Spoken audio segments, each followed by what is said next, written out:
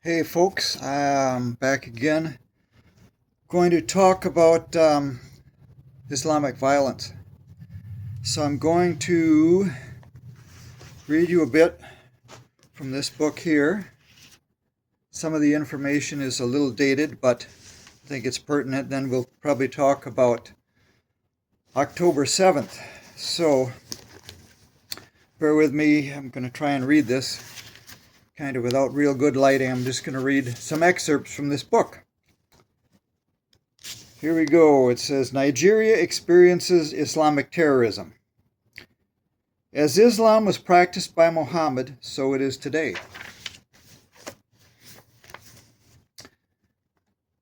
It is not extremism. And I'll just interject, people that are talking about a radical Islam or Islamic extremists, they're lying to you. Islamophobia, they're trying to manipulate you. The Islam we saw practiced on October 7th, or that we're going to hear about in this book, is not extremist, it's not radical, it's normal. These are good Muslims practicing Islam the way it's always been. Okay, back to the book. In fact, there is less carnage today than then. This is obviously because there are civil and criminal laws that handicap any savage behavior in the name of religion. Not for long. Our leaders are flooding our countries, flooding the West with these subhuman savages. They're paying for it with our tax dollars, and they're giving them more rights than we have. Okay, back to the book. Nigeria has seen practical Islam. There are too many cases to cite. Here are a few from the past 20 years. Of course, this is a little dated, but during the 1980 Matestein Islamic uproar in Kano, 4,177 people were reported officially slaughtered, with property worth millions of dollars destroyed. 2 years later, on October 30, 1982, 8 big churches were burned in Kano.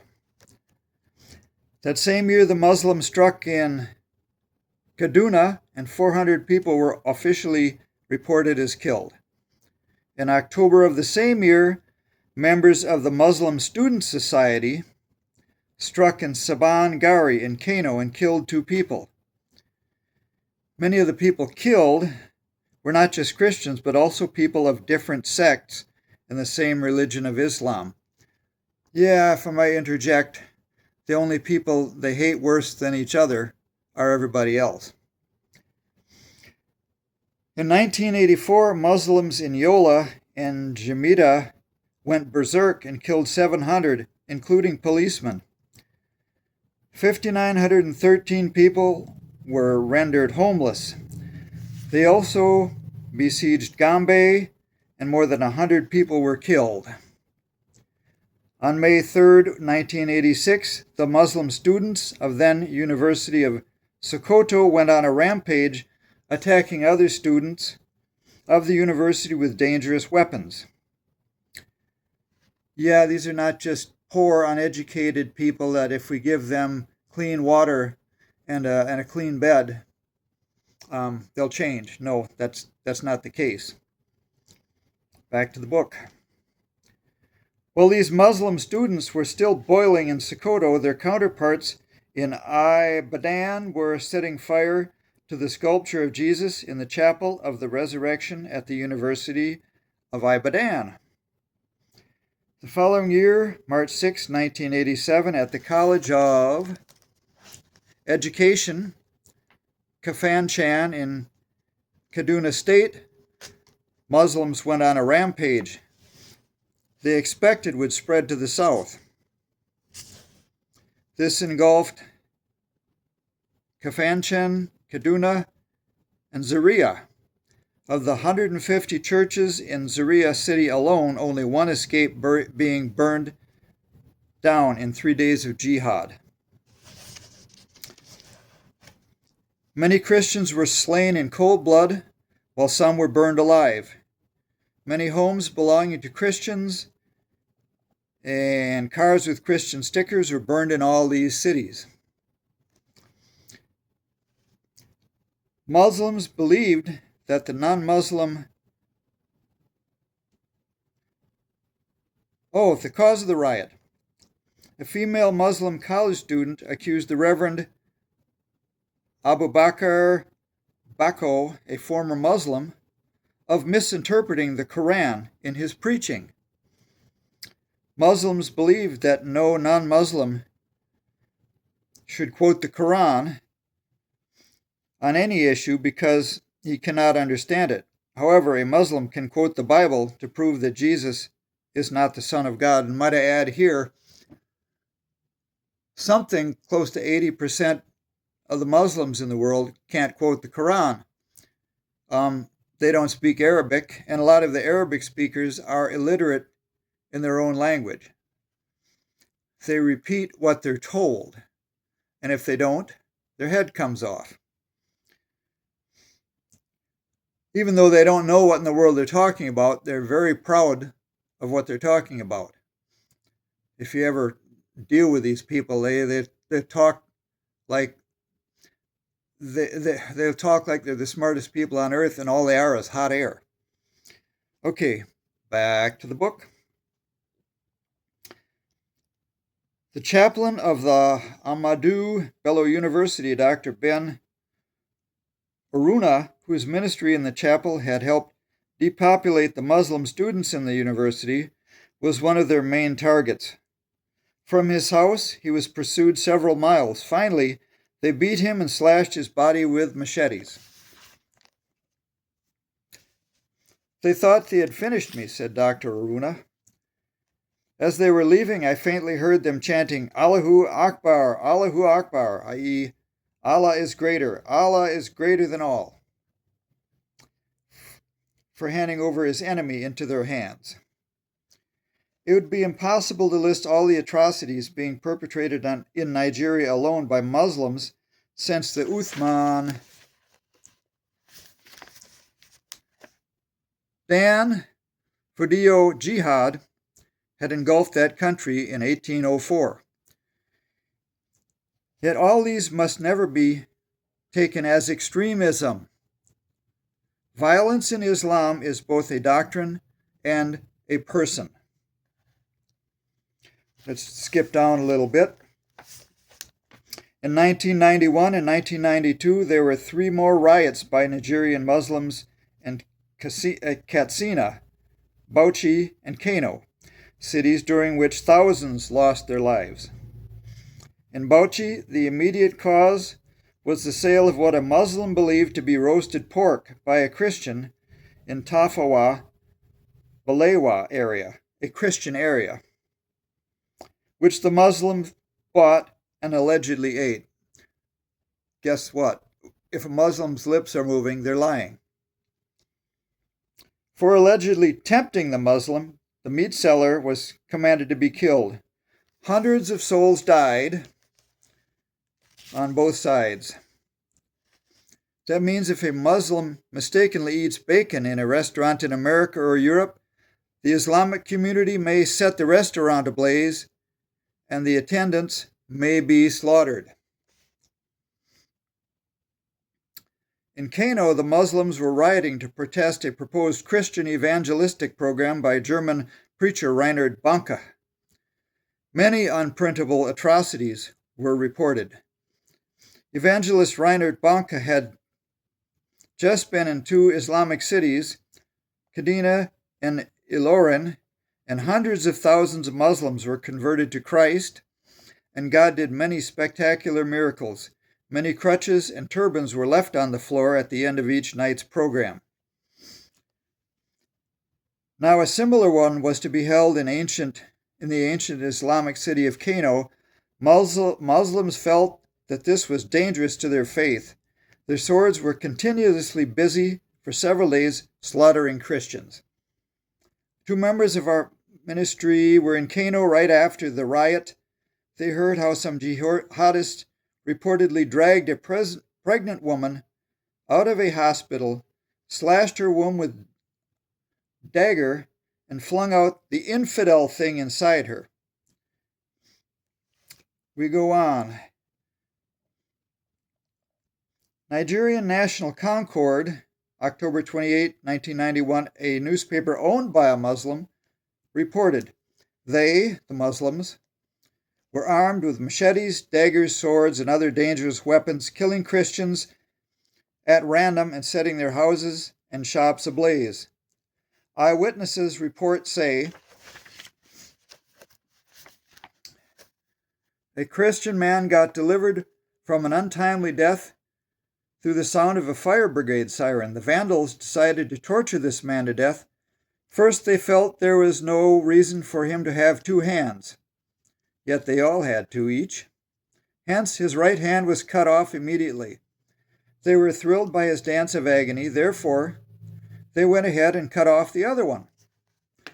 As they were about to pick on the other appendages, suddenly came the blaring of a fire brigade siren, which they mistook for the police.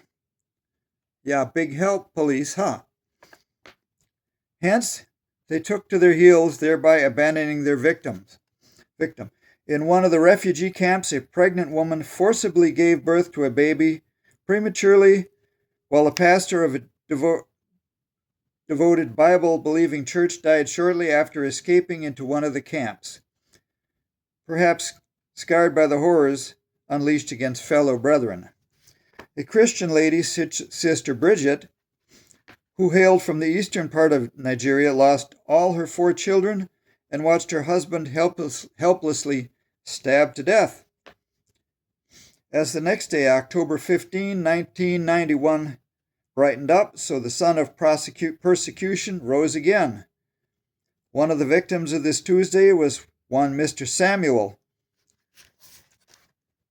who hailed from Benue State. He was beaten to a state of coma before they pounced on his family. His wife and children were treated very inhumanely. Daggers were inserted into their throats after shouting Allahu Akbar and a few other Arabic words. Mother and children were slaughtered like sacrificial lambs. Pastor Friday Akpan, the vicar of Christ Faith Church, Kanau, was beaten mercilessly and his head virtually in pieces like a coconut by the Muslim arsonist. Thereafter, they burnt the church he pastored. An Ibo woman, 7 months pregnant, was killed while about 8 people were locked up in a room and set ablaze. Some other people, numbering about 12, were thrown inside a deep open well, and the well was securely locked up. But the highest degree of callousness displayed was when a young lady in her 20s was slaughtered, having her breasts cut off and thrown away, while her private part was also cut off and placed in her mouth.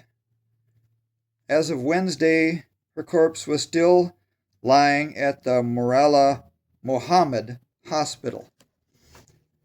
I gotta say that this cutting off and placing in mouths is a calling card of the Jesuits. I'm not saying they're the only subhuman servants of Satan that do this, but it's typically a calling card of the Jesuits. October 7th.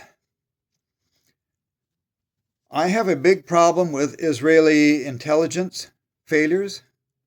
I have a big problem with the lack of security and the lack of military response. Nevertheless, we knew who the subhumans are and what they did.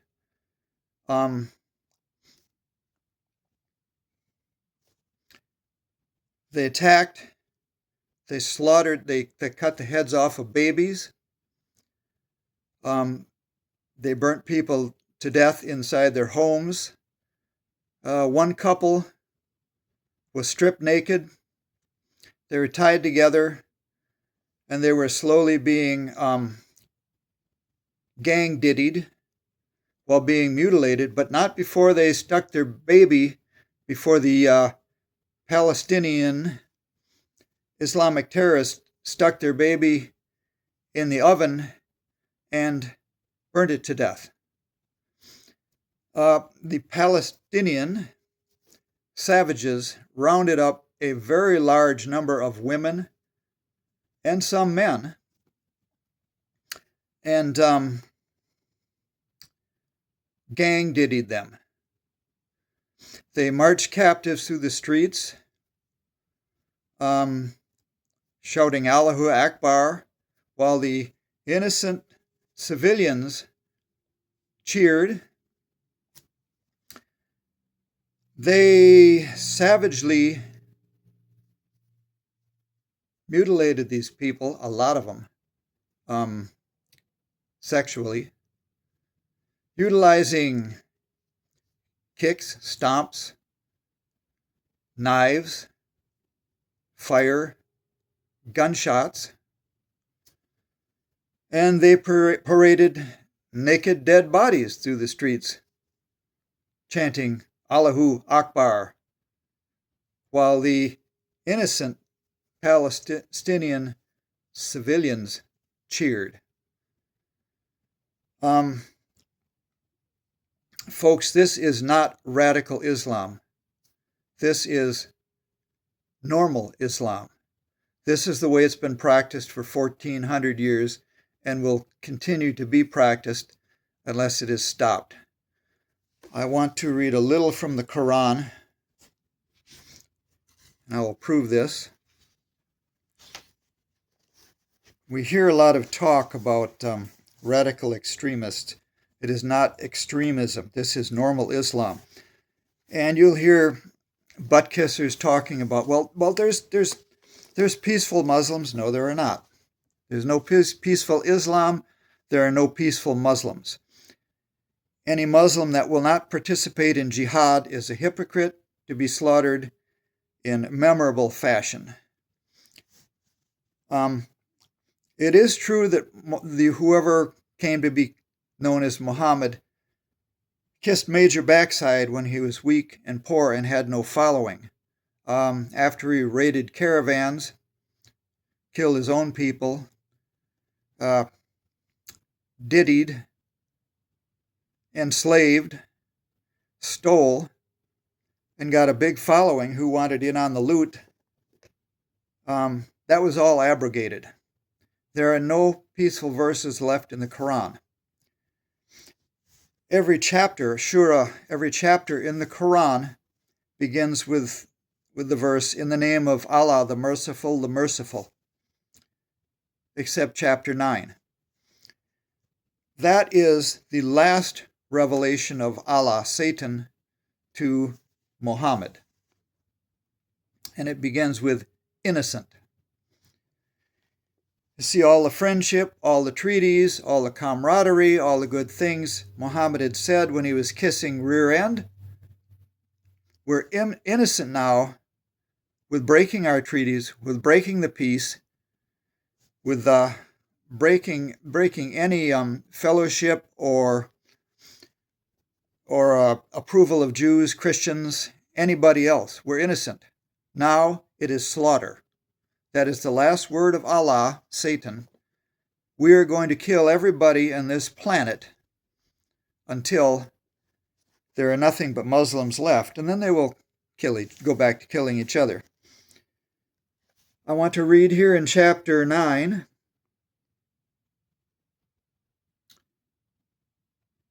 verse 14. Engage in war with them.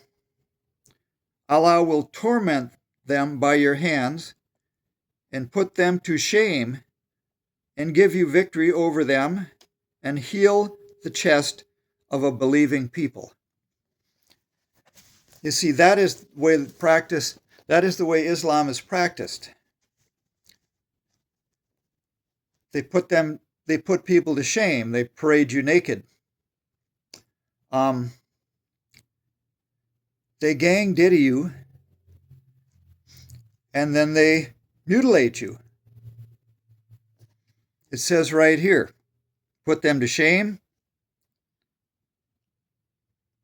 torment them. Engage in war, torment, put them to shame.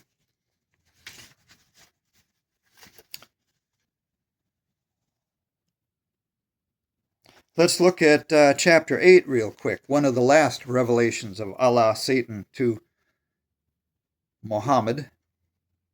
Chapter 8, 67. It was not for a prophet to take captives until he had made great slaughter in the land. What did they do October 7th? They attacked, they slaughtered, and then they took captives. And then they humiliated them, and then they gang-diddied them, and then they mutilated them, and then they killed them. This is Islam.